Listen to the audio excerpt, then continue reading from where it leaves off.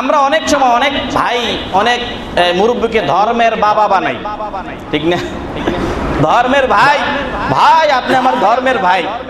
এই ধর্মের বাবা, ধর্মের ভাই, এগুলোর কোনো অস্তিত্ব ইসলামে নাই।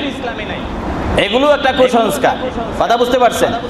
তবে যদি ধর্মের ভাই অথবা বাবা কোনো মেয়ে ডাকে, মেয়ে, আর মেয়ে যদি ওই যাকে বাবা ডাকলো বা ভাই ডাকলো তার সঙ্গে যদি দেখা দেওয়া জায়েজ না হয়, অবশ্যই বাপ ডাকলেও তার কাছে যাইতে পারবে না। এটা খেয়াল রাখতে হবে, পর্দাকে প্রাধান্য আগে দিতে হবে। এই জন্য যদি আপনি মনে করেন যে আপনার কোনো চাচাকে, মামাকে বা একজন মুরব্বীকে মনে হলো যে আপনার বাবার মতো, এই লোকটাকে দেখলে বাবার মতো দেখা যায়, আপনার স্মৃতি জাগে, সেক্ষেত্রে আপনি তাকে খেদমত করতে পারেন, তাকে ভালো জানতে পারেন, তার সঙ্গে ভালো ব্যবহার করতে পারেন। এই জন্য এটা না যে তার সঙ্গে আপনি দেখা দিবেন, তার কাছে যাইবেন, হ্যাঁ এটা সেটা বলবেন, এটা ইসলাম সাপোর্ট করবে না। আপনার বাবার মধ্যে একজন লোক দেখতে তাকে আপনি সম্মান দিবেন, শ্রদ্ধা করবেন, তাকে ভালো জানবেন, কিছু খাওয়াইতে পারেন, হ্যাঁ এটা করতে পারেন। কিন্তু তাকে ধর্মের বাপ বানায়া তাকে আনা নেওয়া করা, তারপর দেখা দেওয়া ইত্যাদি, এগুলো কিন্তু ইসলাম সমর্থন করে না।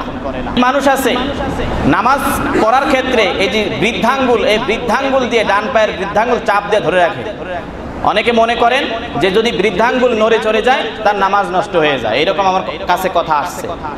এটা একটা ভুল রীতিনীতি। বৃদ্ধাঙ্গুলের সঙ্গে নামাজের কোনো সম্পর্ক নাই। বৃদ্ধাঙ্গুল নড়তেই পারে, সামনে পিছ হইতে পারে, এটা স্বাভাবিক একটা বিষয় নামাজের ক্ষেত্রে।